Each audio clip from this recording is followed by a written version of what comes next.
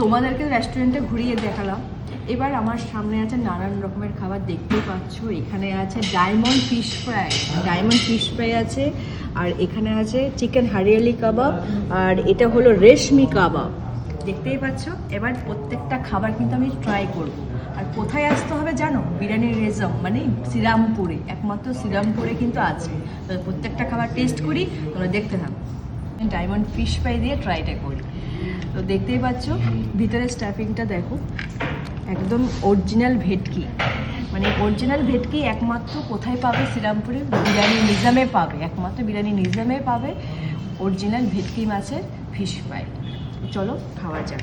এখানে ড্রিপ করি কাসুন্দির সাথে।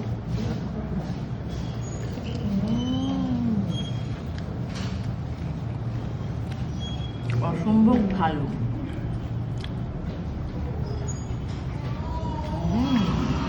দারুণ।